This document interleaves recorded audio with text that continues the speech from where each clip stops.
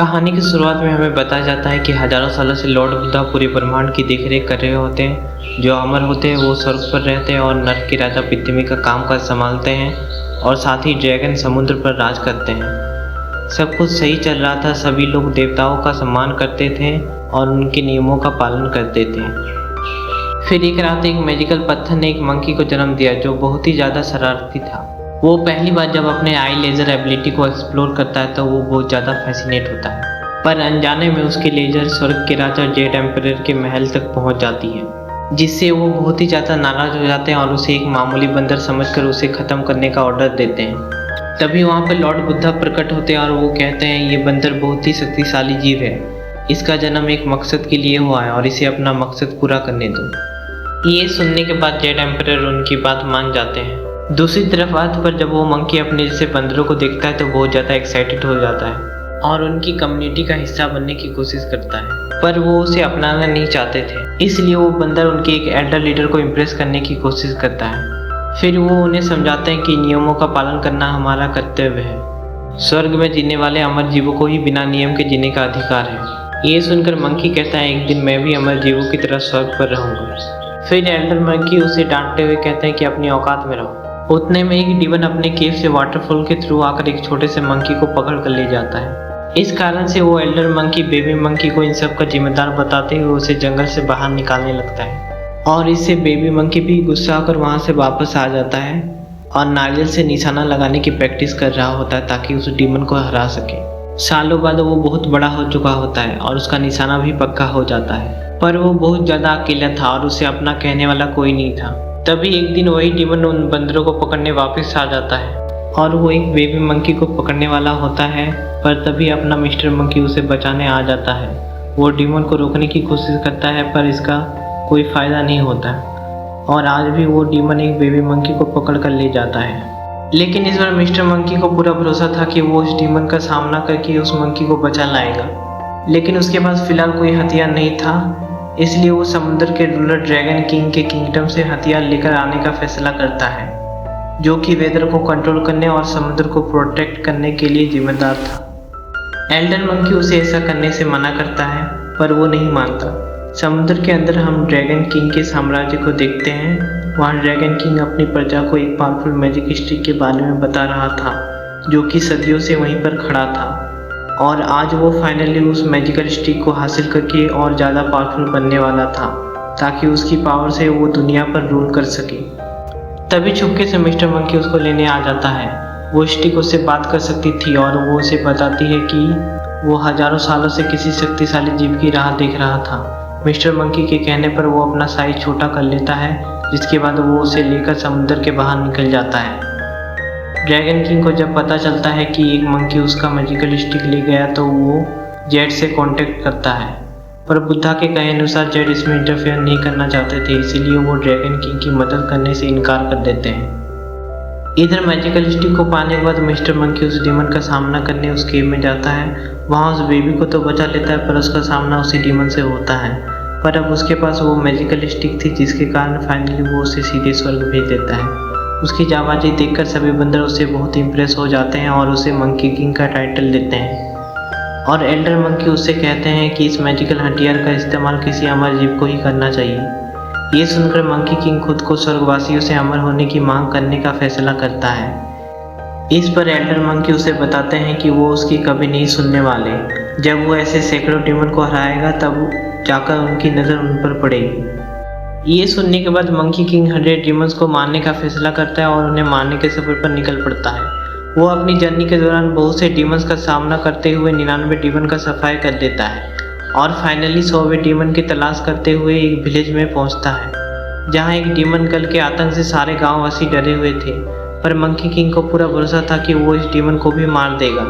तभी वहाँ से एक लीन नाम की छोटी सी लड़की उसके पास आती है और सबके सामने उसकी तारीफ करने लगती है।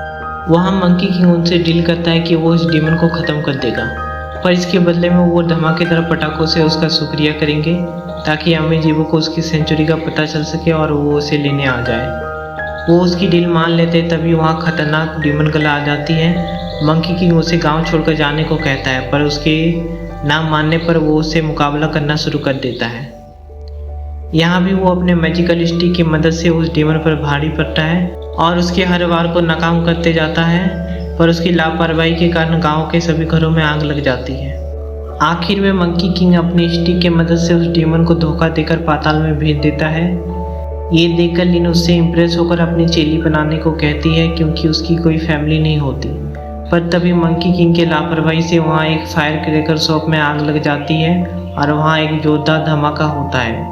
पर वादे के अनुसार डेमन के अंत के बाद पूरे गांववासी उसका शुक्रिया करते हैं। यहाँ मंकी किंग को लगता है कि जल्द ही स्वर्ग से कोई अमर जीव उसे लेने आएगा, पर ऐसा कुछ नहीं होता।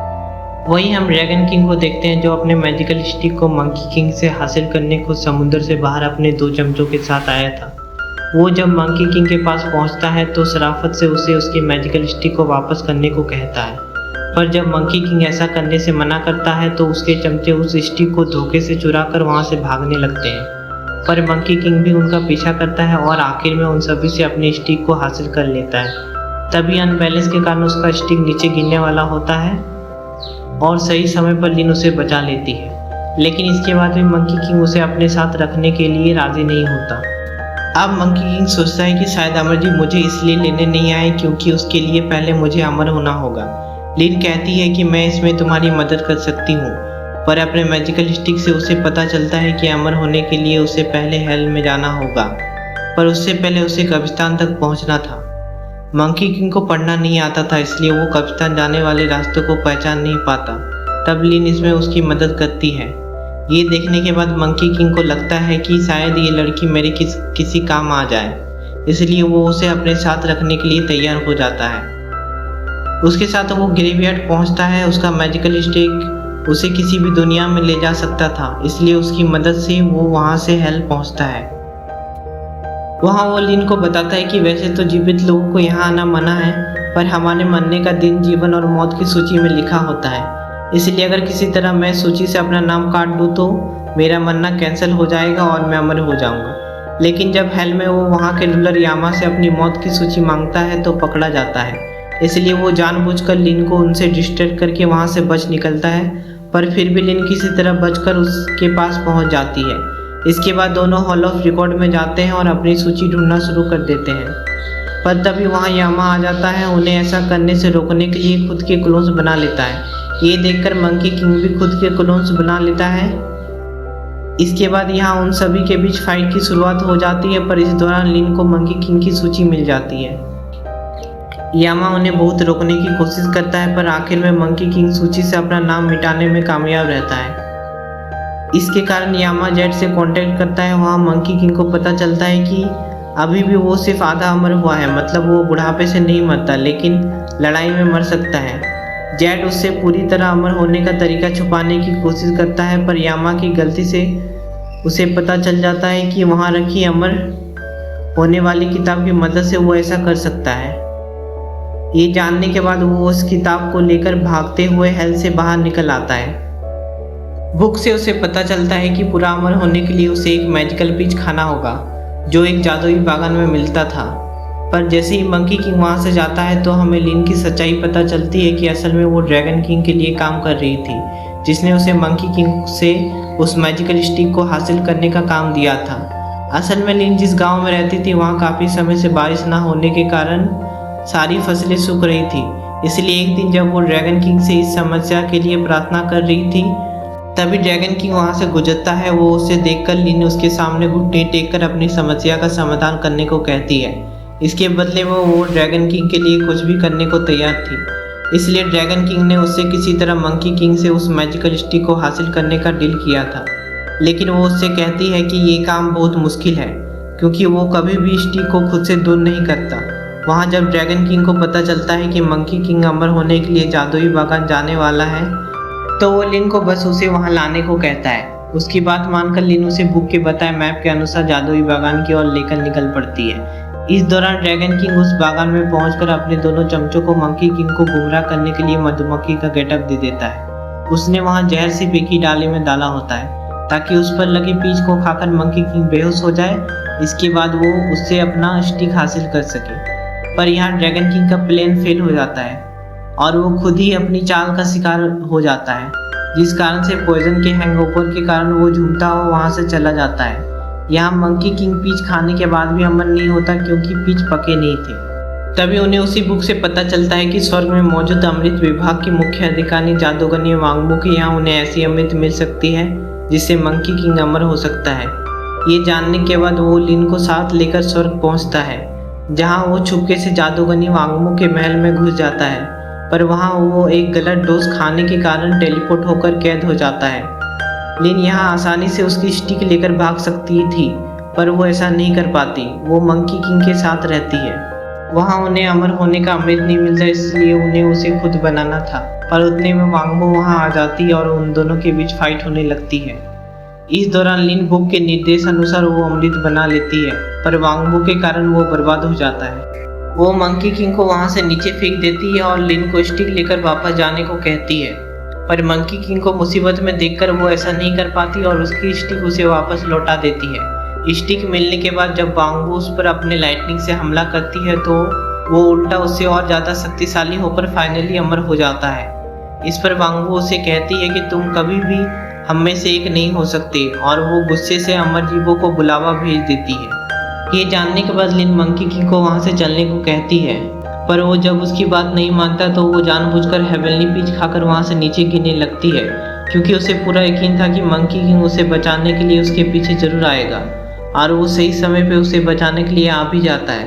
पर उसका प्लान सारे अमर जीवों को हराकर स्वर्ग पर राज करने का था। इस पर लिन उसे कहती है कि हमेशा लोगों को हराकर ही खुशी नहीं मिलती, शायद तुम अपने स्टिक को मुझे देकर एक भूखे गांव को बचा सकते हो।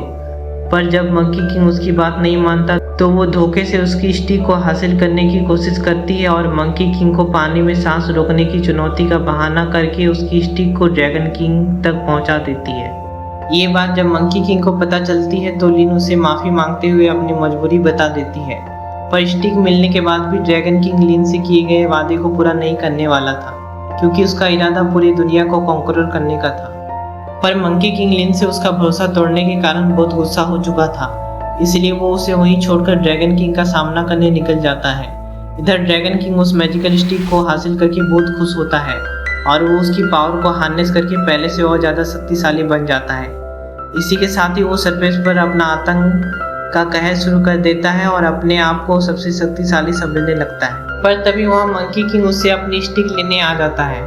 यहाँ उन दोनों के बीच में जबरदस्त फाइट शुरू हो जाती है। तभी लिन को मंकी किंग की मदद करने का एक आइडिया आता है। वो ड्रैगन किंग से झूठ कहती है कि लाइटनिंग मंकी किंग की सबसे बड़ी कमजोरी है और सिर्फ उसी से उसे हराया जा सकता है। ड्रैगन किंग उसकी बात मानकर लाइटनिंग से उस पर हमला कर देता है, जिससे मंकी किंग समुद्र में जा गिरता है। पर वहाँ उसे अपनी स्टिक नजर आती है। उसे हासिल करते ही मंकी किंग लाइटनिंग के असर से बहुत ज़्यादा शक्तिशाली बन जाता है, जिसके बाद वो ड्रैगन किंग पर बहुत ज़्यादा भारी पड़ता है और आखिर में ड्रैगन किंग मैजिकल स्टिक के वार से स्मॉल क्रीचर में ट्रांसफॉर्म हो जाता है और मंकी किंग से हार जाता है। और इस जीत के बाद मंकी किंग को अपनी ताकत पर बहुत गुरूर होने लगता है और वो जेड के महल पर भी अटैक कर देता है। तब उसका सामना करने के लिए खुद जेड, यामा और वांगमो वहाँ आती है, पर मंकी किंग की ताकत के सामने वो जरा भी टिक नहीं पाते। अब मंकी किंग खुद को सर्वशक्तिशाली समझने लगा था और उस पर लिन के कहने का भी कोई असर नहीं होता। तब उसके गुरु को देखते हुए खुद लॉर्ड बुद्धा वहाँ प्रकट होते हैं। वो मंकी किंग को उसके सही जगह पहुँचाने वाले थे, पर लिन उनसे कहती है कि इसके अंदर अभी भी अच्छाई है, ये बस भटक गया है। तब बुद्धा उसे मंकी किंग को सही रास्ता दिखाने कहते हैं। लिन मंकी किंग को साबित करना चाहती थी कि वो पूरे ब्रह्मांड का केंद्र नहीं है, इसलिए वो उससे बुद्धा के फॉर्म में एक चुनौती देती है और उसे उड़कर बुद्धा के हथेली से बाहर जाने को कहती है। अगर वो जीत जाता तो स्वर्ग का राजा बना दिया जाता, लेकिन हारने पर उसे पृथ्वी पे ही रहकर लंबी तपस्या करनी पड़ती। अहंकार में चूर मंकी किंग को ये बहुत मामूली काम लगता है और वो पूरे ब्रह्मांड की सैर करना शुरू कर देता है, पर यहाँ वो गलत साबित हो जाता है। पूरा ब्रह्मांड लॉर्ड बुद्धा के हथेली में ही वास करता था और वो पूरे ब्रह्मांड के सामने एक मामूली सी कंकर के समान था। उसके हार के बाद बुद्धा उससे उसकी स्टिक को छीनकर ध्यान और आत्मचिंतन करने के लिए चट्टानों के बीच कैद कर देते हैं। अब और कोई विकल्प ना होने के कारण मंकी किंग ये करने का प्रण लेता है। यहाँ बुद्धा लिन को बताते हैं कि मंकी किंग की सूची अभी लिखी नहीं गई है, जब वो तैयार होगा तब दुनिया को उसकी जरूरत होगी। इतना कहकर वो वहाँ से चले जाते हैं। पहाड़ी बंद होने से पहले नील आखिरी बार मंकी किंग से मिलने जाती है और उसे अपने मकसद को हासिल करने के लिए मोटिवेट करती है। इसके बाद वो उसके मैजिकल स्टिक को उसे वापस कर देती है। यहाँ वो दोनों भावुक होते हुए एक दूसरे को अलविदा करते हैं, जिसके बाद वो पहाड़ी बंद हो जाती है। इसके बाद हमें 500 साल बाद का समय दिखाया जाता है, जहाँ राक्षसों ने आतंक मचा रखा था और बुद्धा के आदेश पर मंकी किंग को आज़ाद कर दिया जाता है ताकि वो राक्षसों का सामना कर सके। अब समय आ चुका था जब दुनिया को मंकी किंग की जरूरत थी और लॉर्ड बुद्धा के आदेश पर वो राक्षसों का सामना करने के लिए तैयार हो जाता है। और इसी के साथ ये मूवी यहीं पे एंड हो जाती है।